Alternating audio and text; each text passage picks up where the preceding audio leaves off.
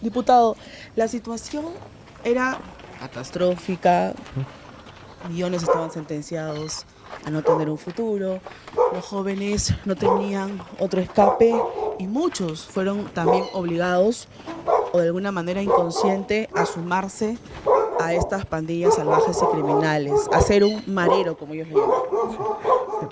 ¿Cómo enfocaron ustedes una solución a esto? ¿Cómo empezó todo este fenómeno del Plan Bukele? Bueno, mire, primero era una cosa que pedían a gritos millones de salvadoreños, son 100.000 mareros que tenían sometidos a 9 millones de salvadoreños.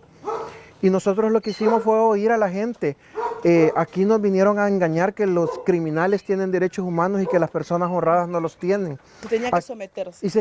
Y era un sistema que protegía a los criminales y no protegía a la gente. Todas esta zona era controlada por la Mara Salvatrucha, que era la Mara más sanguinaria, la Mara más grande. Entonces nosotros lo que hicimos fue poner la ley a favor de los salvadoreños y con eso cambió todo. El régimen de excepción ya estaba en la Constitución, pero ustedes deben de entender de que para que crezca el crimen organizado es porque tiene una hermana gemela y la hermana gemela se llama corrupción. El crimen organizado no crece como creció en El Salvador si no es al amparo de los corruptos. Y esos eran los dos partidos que teníamos, porque a ustedes igual yo oigo que en Perú lastimosamente todavía están en eso que los de derecha y los de izquierda.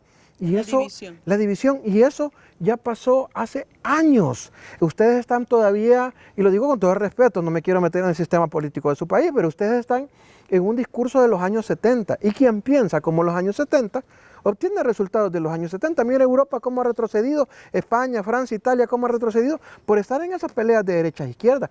La única división que debe de haber en el Perú es los buenos peruanos y los malos peruanos. Y los malos deben de ir a la cárcel. Si roban, ¿qué le merece un peruano? Ir a la cárcel. Si mata, ¿qué merece? Ir a la cárcel. Si pide cupo o extorsión, ¿qué merece? Ir a la cárcel. Eso no es mano dura, eso se llama justicia, que fue lo que el presidente Nayib Bukele planteó en El Salvador, hacer justicia. El sistema de justicia como tal, diseñado, confeccionado en América Latina, está hecho para la reinserción de un reo, por un lado, y por el otro, para que estos reos tengan plenos derechos, como si fueran personas decentes, pero allí está el grave error. Yo creo que el grave error es darle esa libertad y darle esas herramientas para que puedan defenderse y seguir delinquiendo. Yo creo que alguien que robó una bicicleta, que tal vez se mete a una casa, puede reinsertarse, no lo dudo. Pero un terrorista, asesino que ha matado desde pequeño, su mente ya no jamás va a cambiar. Y lo que tenés que hacer no es buscar los derechos de él, sino poner encima los derechos de la sociedad, porque él si sale va a volver a matar. ¿Y quién ve por los derechos de esa familia? ¿Quién lo ve? Entonces tiene que ser el sistema que garantice el derecho de protección de los buenos ciudadanos, pero protegen los derechos solamente los derechos de ellos. Así es, el punto es que nosotros en Perú seguimos de alguna manera secuestrados por organismos internacionales. Así es. Esa es la palabra, en la que están básicamente defendiendo cualquier detalle de un asesino, de un criminal, para ponerse por encima del poder tanto del gobierno de turno y del Parlamento, que son los que diseñan el sistema de leyes en nuestro país. Es una industria millonaria de las organizaciones que compran o alquilan políticos de turno. Y en esa misma industria están las organizaciones de derechos humanos que solo protegen los derechos humanos de los criminales. Las organizaciones abortistas, las organizaciones que atacan a la familia tradicional. Todas esas mismas organizaciones están entrelazadas y es una industria millonaria con el suficiente dinero para comprar congresistas, para comprar políticos y hacer las leyes solo a favor de esos grupos de interés, pero no a favor de los buenos peruanos. Entonces yo creo que el presidente Nayib Bukele lo que tuvo el valor fue de atacar ese sistema, de resistir ese sistema y gracias a Dios los salvadoreños nos dieron la oportunidad de que llegáramos los diputados de él en masa al Congreso. Bueno, para los que no conocen, yo soy el jefe de los diputados de Nuevas Ideas, del presidente Bukele. Nunca había habido un partido con tanto. Nosotros tenemos el 90% del Congreso. 55 integrantes. 54 de 60. 54 de 60. Pero es una elección totalmente democrática, del que no hubo ninguna tan sola duda. Entonces, aquí vinieron los organismos que quisieron, los observadores que quisieron, los gobiernos que quisieron. Todos los gobiernos, las representaciones diplomáticas, Estados Unidos, China, Canadá, todos, Inglaterra, todos los países estuvieron en la toma de posesión del presidente dándole esa legitimidad, pero es porque los salvadoreños vieron resultados. Y yo, Claudia, les digo que ustedes como Perú están en un momento muy crítico de su historia. Yo reviso las cifras de Perú y todavía, gracias a Dios, yo sé que hace poco vi el secuestro de una empresaria que fue muy sonado, pero todavía si usted ve las cifras frías, a pesar del miedo que podrán sentir, todavía creo que están en un momento de poder controlar la delincuencia, todavía. Pero siento que esa enfermedad ya entró. Y ya va la calentura, y después vienen las convulsiones, y después viene que le descubren el cáncer, y después viene la metástasis, hasta que van a estar de rodillas como país. Porque a ustedes los está permeando una organización que se llama el Tren de Aragua, que es una organización criminal internacional, fuerte como los Zetas, fuerte como Al Qaeda. Entonces, y su gobierno, o deberían unirse como gobierno con el Congreso para parar estas, porque es lo que quieren los ciudadanos. Pero el gobierno y el Congreso deberían unirse, así como se han unido aquí, digo con todo el respeto de su sistema político, porque yo no puedo cometer injerencia, pero como consejo deberían trabajar juntos para eliminar, porque es tanto responsable el gobierno como el Congreso de cumplirle a los ciudadanos. Ahora, en esta medida vemos que lo que sucede es una especie de binomio maquiavélico, ¿no? Por un lado están los corruptos que hoy son dueños de partidos en mi país, en Perú. Usted ha estado en Perú. Sí. Y lo que venimos aquí a El Salvador es a encontrar recetas que sí han funcionado, que tienen que ver con el aspecto de gobierno y con el análisis del cambio de leyes. ¿Cómo funcionó eso aquí? Porque ustedes ingresaron hace 5 años y no tenían el sistema legal que hoy tienen. ¿Qué tuvieron que hacer? ¿Cuántos huevos tuvieron que romper para hacer tortillas? Fíjate que en realidad no cambiamos mucho, bueno, no cambiamos el Código Procesal Civil, no cambiamos la Constitución, el valor de hacer lo correcto. Nosotros en las leyes hicimos 20 artículos que reformamos, 20 artículos. Y el primero fue que la corrupción jamás iba a prescribir. Es decir, que a mí me pueden, si yo soy corrupto ahorita, a mí me pueden perseguir en 20, 30 años porque antes la ley, estoy seguro que muy probablemente en Perú, a los 10 años vence el delito.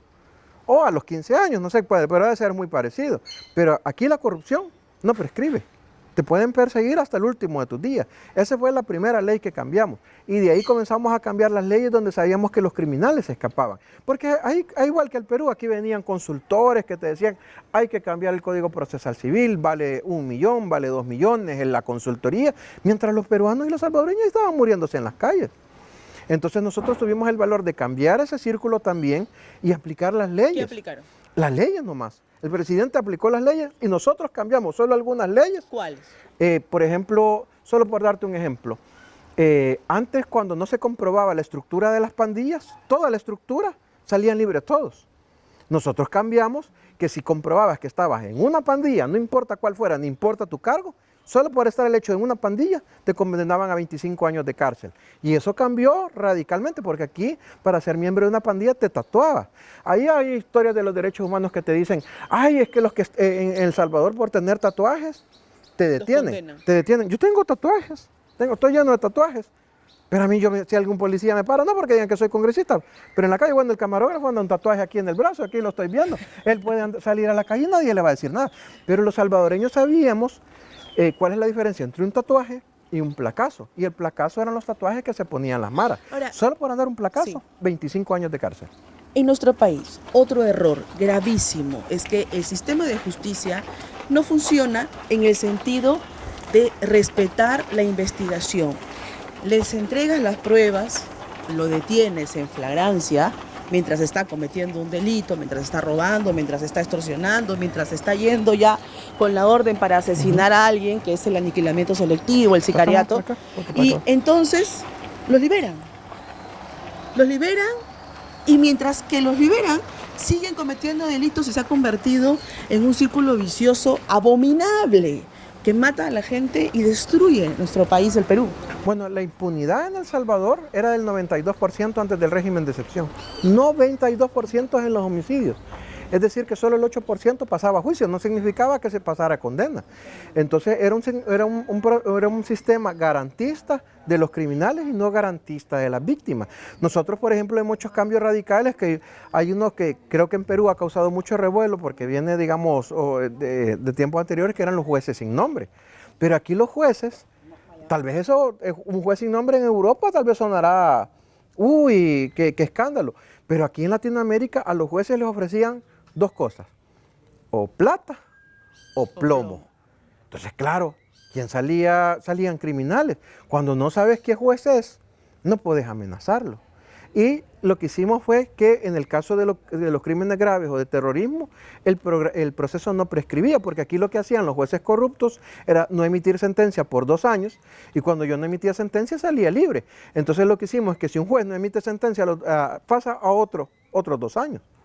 Entonces, esa es la ley que se impulsó. Así es. O sea, dentro de esta ley que cambia al juez que no hace su trabajo, que no aplica el sistema de justicia, allí sí hay un gran cambio, porque entonces estás aniquilando al abominable enemigo de la paz y del desarrollo. Así es. Que es un juez corrupto, porque el que no hace nada, siendo la ley, es igual de cómplice que el que la perpetra. Entonces ya el juez se ve obligado a emitir sentencia. Y si no le emite, no le puede cobrar, y no puede ser un juez corrupto porque no puede cobrar, porque ya la gente sabe que si no va a ir a parar a otro juez. Por no hacer su trabajo. Por no hacer su trabajo. Entonces rompimos esa cadena de corrupción que había, ese círculo de corrupción que perjudicaba a los salvadoreños. Entonces cuando nosotros hicimos los cambios necesarios para que el sistema judicial funcionara, el sistema policial y la fiscalía funcionara, les dimos ese marco legal para que no tuvieran excusa de no brindarle paz y seguridad a los salvadoreños. En este momento en nuestro país ya se está aprobando una ley importante, que es devolverle la investigación preliminar a la policía. ¿Qué significa? Que antes de ese cambio de ley en el nuevo Código Procesal Penal, la policía entregaba las pruebas, las argumentaba, entregaba las evidencias, y en esta fase de investigación, con las evidencias en manos, se entregaba a la fiscalía y ellos abrían proceso, porque ya todo estaba trabajado en el sentido de la investigación previa, documentada. Eso se cambió y el fiscal ahora determina absolutamente en qué momento abre investigación. Y mientras que no abre investigación o mientras que no quiere trabajar el caso, el delincuente sigue en la calle robando y matando. Y mientras que lo libera, armando el caso, peor aún, vuelve a matar, vuelve a delinquir, bueno, aquí también, y seguimos en eso. Aquí también se cambió que si descubríamos que un policía o un fiscal colaboraban con las estructuras de pandillas, 25 años de cárcel automáticamente. Entonces nadie va a juzgar, un policía o un fiscal no van a juzgar, no van a cambiar 25 años de cárcel por dinero. Entonces, muchos malos elementos, y depuramos a la policía. Nosotros sabíamos que los miembros más antiguos porque nuestra policía nació viciada. Nuestra policía por cuota vinieron unos del ejército y otros de los grupos terroristas del FMLN. Así nos obligaron a crear nuestra policía. Entonces, los policías más jóvenes no tenían esos vicios del pasado. Entonces, jubilamos a la fuerza a los policías, a esos veteranos que muy probablemente venían ya con esos vicios del pasado. Y lo que hicimos es que en ese momento todos los malos policías comenzaron a renunciar. Quedaron los buenos, los que querían hacer cambios en nuestro país. Y la verdad que se ha notado la diferencia. La policía ahora, tenemos una policía que no tiene miedo de defender a los buenos salvadoreños y que mucho menos tiene miedo de golpear a los terroristas. Eso del miedo a las represalias, ¿no? Funcionó mucho el tema de los jueces sin rostro en nuestro país para vencer el terrorismo. Es lo que también ustedes aplicaron aquí, que es el juez sin nombre, el juez sin rostro. ¿Cuánto hubo de resultado para poder combatir el crimen y las pandillas sanguinarias? Bueno, ¿te acordás que te dije que el 92% de los homicidios quedaban en la impunidad? El 92%. Ahora, con ese nuevo sistema, el 100% de los homicidios se han resuelto y se han judicializado. El 100%. Se acabó literalmente la impunidad en El Salvador. Ahora, alguien que mata, sabe que va a pagar por ese crimen, ya sea un pleito de borrachos, ya sea una extorsión, y gracias a Dios, si no me equivoco, tal vez me dan el dato, pero creo que son 687 días sin homicidios al día de hoy. Cuando en El Salvador, en los 20 años anteriores, en 20 años solo habíamos tenido un día sin homicidio, uno, en 20 años. Y hoy hemos tenido 687 en un poquito más de 5 años. O sea, yo creo que el cambio es evidente, notable, y la gente lo dice. Es más, yo les invito a los periodistas de otro país, así como a ti, que vengan y hablen con quien quieran y que le pregunten lo que quieran. A veces tal vez le dicen uno, no, mire, yo no estoy de acuerdo. Y cuando uno le pregunta, ¿no está de acuerdo? No, yo no estoy de acuerdo. Y tiene algún hijo, sí, fíjese que me detuvieron un hijo, pero él solo asaltaba con cuchillo, pero no le hacía daño a nadie. Ah, vaya, entiendo. Entonces, es la gente que no está de acuerdo. Pero toda la gente, los buenos salvadoreños, estamos de acuerdo, porque antes pasábamos ahí, lastimosamente, como Paco, ¿ves? ¿Qué no es Paco? No va a aplicar. Que nosotros pasábamos presos en nuestras casas. Secuestrados en nuestras casas. Y los que estaban libres eran los mareros, los criminales. Todo el mundo gastaba en alambre de navaja, gastaba en cerca eléctrica, gastaba en seguridad. Vivíamos en residenciales completamente llenas. Y ahora, gracias a Dios, ya estamos en paz. Ahora, eso es un detalle porque en nuestro país tenemos sicariato, extorsiones a negocios. ¿Cómo aplicaron ese sistema adicional? ¿Hubo un plan adicional para combatir el crimen a la micro y pequeña empresa, a los empresarios, a los comerciantes? Del cobro de cupo, este seguro de vida maldito que tenían que desembolsar para poder lograr estar vivos. ¿Sabes cómo lo hicimos? Fue bien fácil. ¿Qué pasa si no pagas cupo? Te matan. Entonces, si vos extorsionás, sos cómplice de homicidio. Se acabó, porque solo por extorsionar, por una extorsión son 15 años. Y si era con homicidio, más 25 años, 40 años de cárcel. Y se acabó. No esperar a que mate a alguien. Sí, no esperar a que mate a alguien. Sí, cómplice de homicidio. Porque los peruanos, como todos en Latinoamérica, aquí le decíamos la renta. Allá en Perú le dicen el cupo, en Colombia le dicen la vacuna. La extorsión es el paso previo de un homicidio. Porque, ¿qué pasa? Viene Claudia y me extorsiona a mí. Y cuando yo no pago, busca al amigo camarógrafo y le dice, este no me pagó, anda a matarlo. Entonces, tú fuiste parte de ese homicidio. Cómplice necesario para decirle, anda a matar a este. Pero antes solo te condenaban por el homicidio, por la extorsión, no por el homicidio. Que era un leve. Que era un leve, que era un delito económico, llamémosle así. Ahora no, pusimos que eran cómplices necesarios de homicidio. ¡Pum! Se acabó. Otro detalle importante es el resguardo de la policía, de los que apoya la investigación, la detención y la captura de los criminales. ¿Hubo otro plan que se aplicó para salvaguardar la integridad de los policías y militares que trabajaban en esta llamada guerra contra el crimen en El Salvador? Mira, lo primero que yo hice como congresista fue aprobar modernizar a nuestras fuerzas de la policía. Les dimos los mejores recursos. Las patrullas aquí empujadas las hacían. Eran chatarras. Los policías las empujaban para arrancar, se quedaban sin gasolina, las botas destrompadas.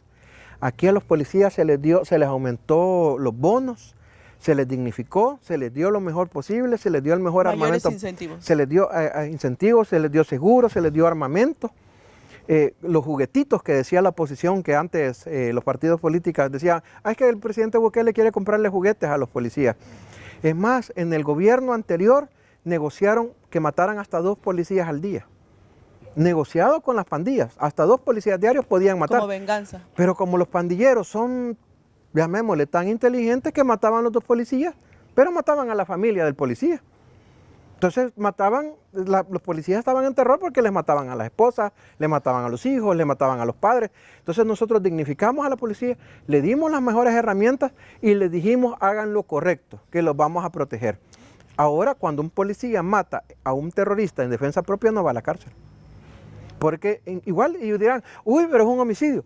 Preguntá en Canadá si vos te puedes acercar a un policía a 30 metros con un arma, ¿sabes cómo lo califican? En Canadá. ¿Cómo lo califican en Canadá? Como suicidio. Si vos sabés que aquel va a reaccionar con un arma y te acercás con otra voz y aquel está entrenado, es porque sos tonto.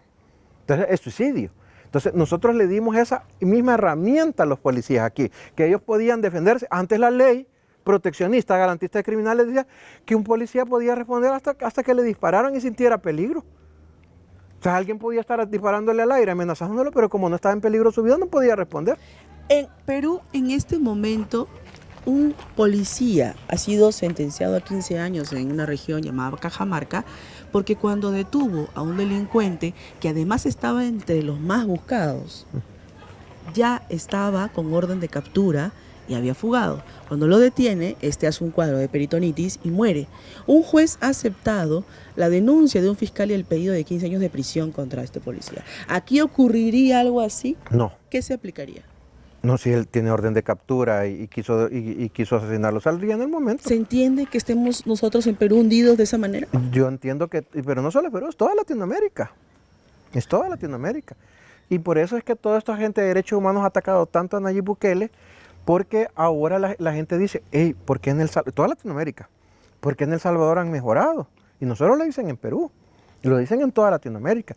Entonces, ese sistema de esa industria millonaria de protección de delincuentes ha entrado en crisis, porque ahora ya en El Salvador demostramos que todo lo que nos dijeron, o sea, aquí habían periódicos pagados por Soros, que decían que llegaron, y lo pueden buscar, El Faro se llama, que tiene el premio Ortega Gasset, que tiene el premio María Cabor, que ellos se crean para tener credibilidad como que son y poder. como que son estos generales norcoreanos que ponen un montón de corcholatas y yo te doy 10 y vos me das 20. Pues son estos premios pintados de plástico. Entonces viene El Faro y lo pueden buscar, El Faro, y dice, el mejor periódico de El Salvador, y dicen, las pandillas son un factor social importante para el país. Increíble. Que El Salvador va a entrar en crisis si se acaban las pandillas. Se van a morir de hambre. ¿Qué crisis? La crisis es la que nos dejaron esta pobreza. Ahora, las organizaciones apoyadas por Soros también en Perú decían lo mismo, pero por la corrupta Odebrecht, que es un caso mundial. Decían que si Odebrecht se iba del Perú, se caía la economía. Decían que si Odebrecht los encarcelaban y les cancelaban los contratos, nadie iba a invertir en Perú, porque entonces no había confianza de inversión extranjera. ¿Cuándo se va a caer el mismo discurso de los aliados de Soros que viven de él. ¿Sabes cuándo se va a caer la economía? Cuando los buenos peruanos tengan miedo de invertir, que en un pequeño negocio familiar, que en una ferretería, porque les van hay que pagar cupo, que en un restaurantito, que en poner un transporte. Ahí se acabó todo. Ahí se acabó la economía. Que no les pase lo que nos pasó a nosotros. Ese es nuestro mensaje. Nosotros nunca cometemos injerencia porque nosotros hemos sufrido mucha injerencia, pero sí les queremos dejar un mensaje a ustedes, como peruanos. Que no les pase lo que nos pasó a El Salvador. Nosotros ya vimos esta película, nosotros ya sabemos cómo termina esta película y si ustedes negocian con delincuentes, terminan mal. Don Cristian Guevara nos está acompañando en este recorrido de nosotros parlamentarios todo el tiempo, todos los días. Bueno, nosotros acabamos de terminar campañas políticas. Normalmente un diputado, un congresista, se desaparecía, se desaparecía 2 años y medio y trabajaba los últimos 6 meses. Yo acabo de ser reelegido, soy el jefe de la fracción y aquí estoy apenas unos meses, ¿no? Creo que acaban de ser 100 días. Y aquí estoy ya otra vez en territorio. Bueno, incluso me dio un derrame facial que me impidió trabajar todos estos días. Y yo dije, bueno, es lo que me impide, porque no era hecho desde el primer día. Y así han sido todos mis compañeros de la bancada, ya no es la política tradicional. Y es lo que le da la fuerza al presidente, al partido del presidente Nayib Bukele. Esta transformación de la política de El Salvador, con este gran impacto en América Latina y en el resto del mundo, los ha llevado a ustedes también a este esfuerzo sobrehumano de hacer grandes cambios y transformaciones que van más allá de un horario simple y de una labor común. Fíjate que ahorita, Claudia, más que entregar unos víveres que yo estoy seguro que va a ser de bendición para la familia, es el hecho de que un congresista a estas horas ande en uno de los lugares anteriormente más peligrosos del país. Este municipio, si cualquiera que en Perú quisiera buscar, pongan Maras Apopa, así A-P-O-P-A, el municipio de Apopa, y van allá, o pongan Salvatrucha Apopa, o pongan Mara 18 Apopa, y le van a salir, o asesinatos Apopa, homicidios Apopa, le van a salir cientos de casos que pasaron aquí. Entonces aquí estamos en un lugar dominado, aunque era dominado por la Mara Salvatrucha. Aquí no pudiéramos haber estado, era mentira que hubiéramos podido entrar. y apenas unas calles allá, que son 3 calles, esa era la división con la Mara 18.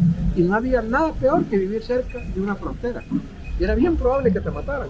Entonces, esta es la muestra, mira, aquí andamos, que yo soy congresista y tal cosa, aquí andamos tranquilos, yo no ando con mayor seguridad, como podrás ver. Y hasta aquí era imposible entrar. Y aquí anda la gente tranquila, mira, como vos dijiste, ay, ya me descargó el celular, veamos el celular. 6:50 de la noche, y tranquilos aquí en una zona que te digo, aún de día no hubiera podido Imposible entrar. de recorrer. Otro punto importante de resaltar que el Perú en este momento ya se está viendo, que es los distritos, Buenas como lo noches. llamamos nosotros, liberados, donde nadie puede ingresar, lo que pasó aquí. No pueden ingresar pandillas de otros barrios o de otras zonas de Lima, porque ya están dominadas por sanguinarios, como en este caso el Tren de Aragua. Aquí Una importación trágica que hemos tenido producto de la migración de Venezuela. Por eso es que yo lamento mucho lo que digo de Perú, porque al final el fenómeno tal vez se va llamando diferente, pero es la misma sopa.